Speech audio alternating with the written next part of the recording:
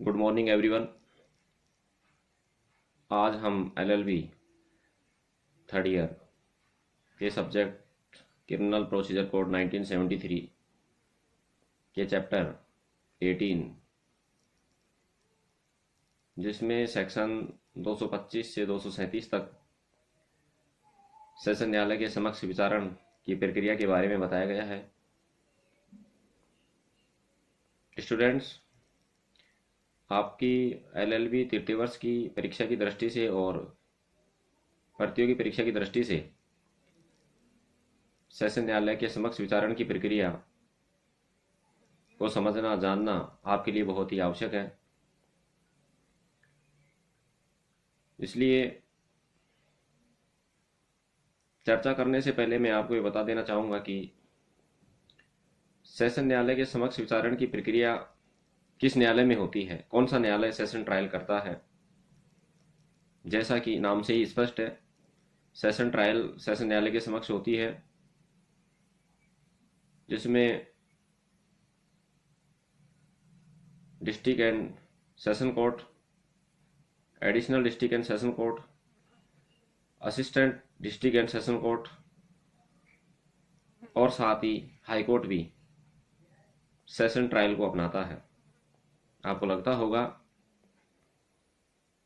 कि क्या high court भी सेशन ट्रायल को अपनाता है? बिल्कुल। इसके संबंध में आप दंड प्रक्रिया संहिता 1973 की धारा 474 को पढ़ सकते हैं। उसमें स्पष्ट किया गया है कि जब हाई कोर्ट धारा 407 की पालना नहीं करता, की प्रक्रिया नहीं अपनाता, तब वह सेशन न्यायालय की प्रक्रिया को अपनाता है।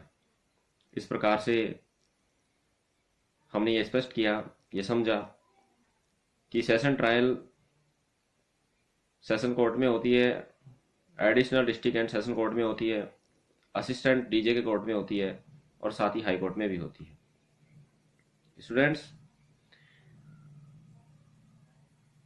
कोई भी मामला सीधा सेशन कोर्ट में नहीं आता। देखिए, इसको हम एक चर्चा के द्वारा समझ सकते हैं कि जब भी कोई संज्ञेय अपराध होता है तो सर्वप्रथम पीड़ित पक्षकार के द्वारा संबंधित क्षेत्राधिकार वाले पुलिस थाने में उसकी प्रथम सूचना रिपोर्ट दर्ज करवाई जाती है। पुलिस उसमें इन्वेस्टिगेशन करती है। यदि ऐसे साक्ष्य मिले जिससे मामला बनता है तो पुलिस संबंधित जुडिशियल मजिस्ट्रेट के न्यायालय में पुलिस रिपोर्ट, जिसको हम चालान भी बोलते हैं, चार्जशीट बोलते हैं, पेश करेगी। यहाँ पर दंड प्रक्रिया संहिता 1973 की धारा 190 के अंतर्गत मजिस्ट्रेट उस मामले में संज्ञान लेता है और संज्ञान लेने के पश्चात धारा 207 की अनुपालना भी करता है। धारा 207 के अंतर्गत जो भी पुलिस रिपोर्ट या जो भी कोई दस्तावेज है, उन सब की अभियुक्त को प्रतिलिपि दी जाती है। यदि एक से अधिक अभियुक्त हों तो सभी को एक एक प्रतिलिपि दी जाती है। यह इसलिए आवश्यक है क्योंकि ये नेचुरल जस्टिस का प्रिंसिपल है, अर्थात ये प्राकृतिक न्याय का सिद्धांत है कि किसी भी व्यक्ति के विरुद्ध कोई आदेश देने से पूर्व उसको सुनवाई का अवसर दिया जाना जरूरी है, ताकि वह अपनी प्रतिरक्षा कर सके, अपने बचाव में जो भी कोई तर्क, कोई दस्तावेज, कोई कथन हो, प्रस्तुत कर सके। इसलिए धारा 207 की अनुपालना की जाएगी। उसके पश्चात मजिस्ट्रेट को लगता है कि मामला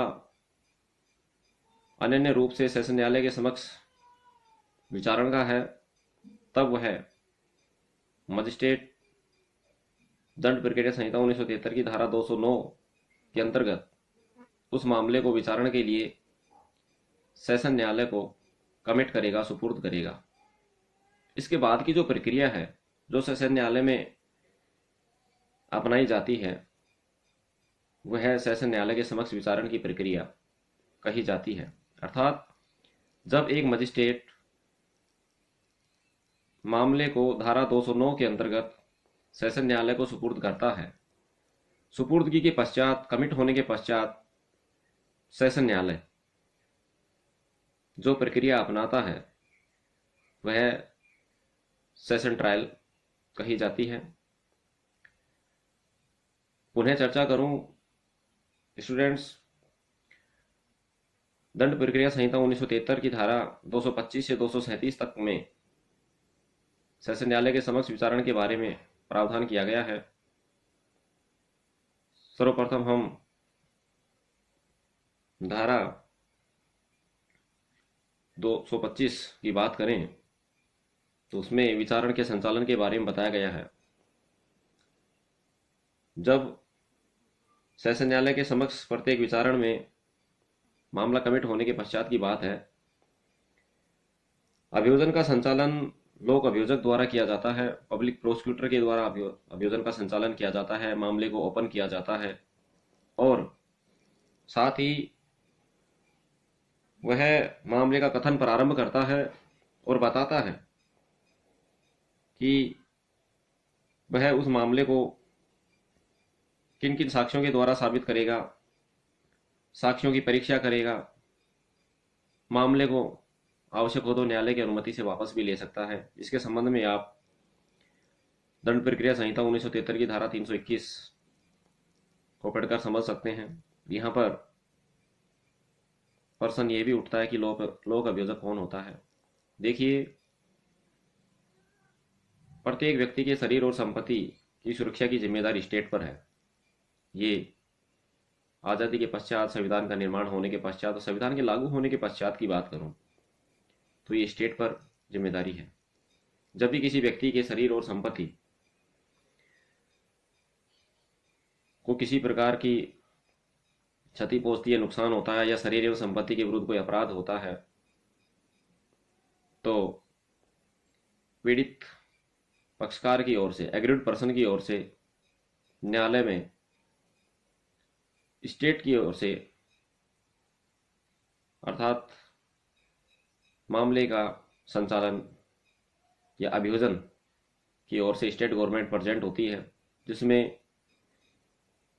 मजिस्ट्रेट के न्यायालय की बात करें तो एपीपी, असिस्टेंट पब्लिक प्रोसिक्यूटर, जिसका आजकल नाम बदलकर असिस्टेंट प्रोसिक्यूशन ऑफिसर भी कर दिया गया है, और सेशन न्यायालय में पब्लिक प्रोसिक्यूटर होता है, जिसके संबंध में इस संहिता की धारा 24 और परिभाषा खंड की धारा 2 के खंड यू में प्रावधान दिया गया है। वहां से आप पढ़कर समझ सकते हैं। इसके बाद में अभियोजन के मामले के कथन की बात करें, धारा 226 में बताया गया है कि जब कोई मामला धारा 209 के अंतर्गत सेशन न्यायालय में कमिट किया जाता है, इस दौरान अभियुक्त को न्यायालय के समक्ष लाया जाता है या वह हाजिर होता है, तो लोक अभियोजक मामले का कथन प्रारंभ करता है और बताता है कि अभियुक्त के विरुद्ध किस किस अपराध के आरोप हैं, क्या क्या आरोप हैं, ऐसे आरोपों को वो किन साक्ष्यों के द्वारा साबित करेगा। ये सब बातें लोक अभियोजक द्वारा सेशन न्यायालय में बताई जाती है। इसके बाद में जब अभियुक्त सेशन न्यायालय के समक्ष हाजिर होता है या लाया जाता है और लोक अभियोजक द्वारा मामले का कथन प्रारंभ किया जाता है, आरोपों के बारे में बताया जाता है, किन किन साक्ष्यों से वह मामले को साबित करेगा, आदि बातों की चर्चा की जाती है। तब उसके पश्चात सेशन न्यायालय के समक्ष अभिलेख और उसके साथ संलग्न सभी दस्तावेजों पर विचार किया जाता है। अभियोजन एवं अभिलेख को सुना जाता है और सुनवाई के पश्चात न्यायालय यह पाता कि अभियुक्त के विरुद्ध कार्रवाई करने के लिए पर्याप्त आधार नहीं है, पर्याप्त साक्ष्य नहीं है, तब वह अभियुक्त को डिस्चार्ज कर देगा, उन्मोचित कर देगा। स्टूडेंट्स ध्यान रखना, प्रतियोगी परीक्षा में काफ़ी बार यह प्रश्न पूछा जाता है कि आरोप लगाए जाने से पूर्व अभियुक्त को छोड़ना क्या कहलाता है? डिस्चार्ज, उन्मोचन। यदि अभियुक्त को धारा 227 के अंतर्गत उन्मोचन नहीं किया जाता, डिस्चार्ज नहीं किया जाता। देखिए, यहाँ पर यह भी बता देना चाहूँगा कि इस स्टेज पर बहस चार्ज भी होती है। बहस चार्ज के पश्चात मामला बनता है तो चार्ज लगाया जाता है, और नहीं बनता है तो डिस्चार्ज कर दिया जाता है। मामला बना, डी को हटा दो, चार्ज लगा दो। यहाँ पर चार्ज लगाया जाएगा, आरोपों की विवेचना की जाएगी। मामले पर विचार करने के पश्चात, दोनों पक्षों को सुनने के पश्चात न्यायालय यह पाता है कि अभियुक्त द्वारा अपराध कारित किए जाने के पर्याप्त साक्ष्य हैं, मामला अनन्य रूप से सेशन न्यायालय के द्वारा विचारणीय है,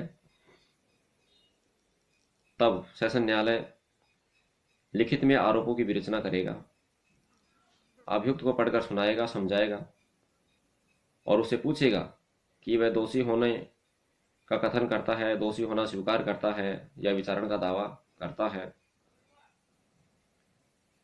लेकिन न्यायालय यह पाता है कि मामला अनन्य रूप से सेशन न्यायालय के द्वारा विचारणीय नहीं है, तो उसके द्वारा अभियुक्त के विरुद्ध आरोपों की विवेचना करते हुए उस मामले को विचारण हेतु मुख्य न्यायिक मजिस्ट्रेट अर्थात सीजेएम के पास अंतरित कर देगा। अंतरण के पश्चात मुख्य न्यायिक मजिस्ट्रेट द्वारा मामले का विचारण पुलिस रिपोर्ट पर संस्थित वारंट मामले के विचारण की प्रक्रिया को अपनाएगा, जिसके संबंध में धारा 228 में प्रावधान किया गया है। देखिए, मैंने पूर्व में जब हमने चार्ज के टॉपिक पे अध्ययन किया था, तब मैंने बताया था कि दंड प्रक्रिया संहिता की द्वितीय अनुसूची के प्रारूप संख्या 32 में आरोप के बारे में बताया गया है, तो वहां से आप प्रारूप के बारे में अध्ययन कर सकते हैं। यहाँ पर हम एक केस की चर्चा करेंगे students. State of Madhya Pradesh बनाम Mohanlal Soni EIR 2000 supreme court के मामले में माननीय उच्चतम न्यायालय ने स्पष्ट किया कि यदि आरोप की विवेचना के समय अभियुक्त की ओर से कोई दस्तावेज प्रस्तुत किए जाते हैं तो उन पर भी विचार किया जाना चाहिए। इसके पश्चात चार्ज लगाया, अभियुक्त से पूछा गया कि वह दोषी होना स्वीकार करता है या विचारण का दावा करता है। यहाँ पर दो स्टेज आएंगे, वापस मानकर चलो कि अभियुक्त दोषी होने का अभिवचन करता है। आरोप सुनाए व समझाने के पश्चात यदि अभियुक्त दोषी होने का अभिकथन करता है तो न्यायालय उसके कथन को लेखबद्ध करेगा और उसके कथन के अनुसार उसको कन्विक्ट कर देगा, दोष सिद्ध कर देगा। लेकिन यह स्पष्ट होना चाहिए, असंदिग्ध होना चाहिए, अर्थात अभियुक्त का जो कथन है दोषी होने का वह स्पष्ट और असंदिग्ध होना चाहिए। यदि अभियुक्त दोषी होने का अभिकथन नहीं करता है, विचारण का दावा करता है, तो फिर अगली स्टेप एविडेंस की आ जाएगी, अभियोजन की साक्ष्य। जब अभियुक्त द्वारा दोषी होने का कथन किया जाता है तब उसको दोषी कर दिया जाता है। विचारण का दावा करता है तो अगली स्टेप एविडेंस की आएगी, अर्थात अभियुक्त दोषी होने का कथन नहीं करता, विचारण का दावा करता है, तब न्यायालय द्वारा अभियोजन की साक्ष्य के लिए निर्धारित तारीख पेशी नियत करेगा तथा साक्ष्यों की हाजिरी व दस्तावेजों के प्रस्तुतीकरण के हेतु आदेशिका जारी करेगा। साथ ही ये भी ध्यान रखना कि जब न्यायालय के समक्ष को साक्ष्य हाजिर होता है या यथासंभव उसके परीक्षण का प्रयास किया जाएगा, विलंब नहीं किया जाएगा। लेकिन यदि किसी साक्षी के परीक्षण में थोड़ा विलंब हो जाता है तो मात्र इस आधार पर अभियोजन के मामले को संदेह की दृष्टि से नहीं देखा जाएगा। इस साक्ष्य के संबंध में स्टूडेंट्स आप भारतीय साक्ष्य अधिनियम 1872 की धारा 137 व 138 का भी अध्ययन कर सकते हैं। इसके बाद में चार्ज लगाया, साक्ष्य लिए और उसके पश्चात अभियोजन का साक्ष्य जब पूर्ण हुआ, अभियुक्त की परीक्षा हुई और अभियोजन और प्रतिरक्षा को सुनने के पश्चात सेशन न्यायालय इस निष्कर्ष पर पहुंचता है कि इस बात का कोई साक्ष्य नहीं है कि अभियुक्त द्वारा अपराध किया गया है, तब वह उसे एक्यूट कर देगा, दोषमुक्त कर देगा, जिसको कि अदालती भाषा में बरी करना भी कहा जाता है। देखिए यहां पर दो स्टेप आ गई। हमने पहले भी चर्चा की थी धारा 227 में, आरोप लगाने से पहले, ट्रायल शुरू होने से पहले जब मुलजिम को छोड़ते हैं, उसको डिस्चार्ज बोलते हैं, उन्मोचन बोलते हैं।